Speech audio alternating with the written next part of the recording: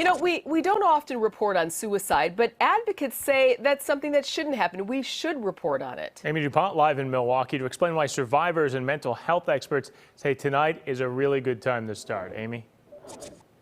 Well, Ben, today, September 10th, is Suicide Prevention Day, and although you might not know what to say, mental health advocates as well as suicide attempt survivors say being open, honest, and frank is a great way to start. Reflections in puddles and mirrors come easy, but personal reflections can be hard and painful. I didn't know what I was. I didn't know if I was lovable. I didn't think I was acceptable because I was gay and maybe trans. Gabe O'Neill started thinking about suicide at age 10 and made a first attempt at 16. Suicide wasn't my first option. It was honestly I didn't want to die, if I'm being frank. I just did not know how to live. 500,000 Americans attempt suicide annually, and according to Mental Health America of Wisconsin, another 30,000 die by suicide each year.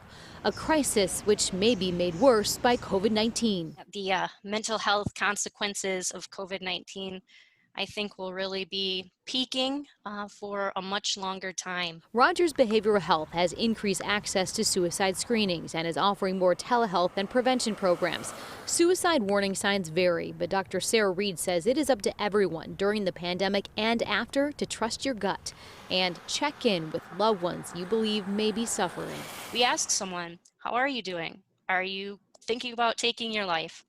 Are you thinking about death? It can be uncomfortable, but it was finally feeling seen and loved that gave Gabe strength. And that was essentially a lifeline. You know, those people held hope for me until I could. Today, the 34-year-old shares their story with at-risk teens and anyone who will listen, because reaching out to help or for help will make a difference. You're not alone at all. You might feel like you're the only one to have ever felt what you feel. I guarantee you, you're not alone. So if you're watching this tonight and you need some help, or you have a loved one who needs some help, please, please, please reach out to one of these resources. You can always call the National Suicide Prevention Lifeline. That's 1-800-273-8255. Simpler, you can call 211, or you can also text the Hope Line if you're more comfortable with that at 741-741. And of course, you're not standing by with a piece of paper and pencil, so we have posted all of these resources at fox6now.com. We are live in Milwaukee. Amy DuPont, Fox 6 News.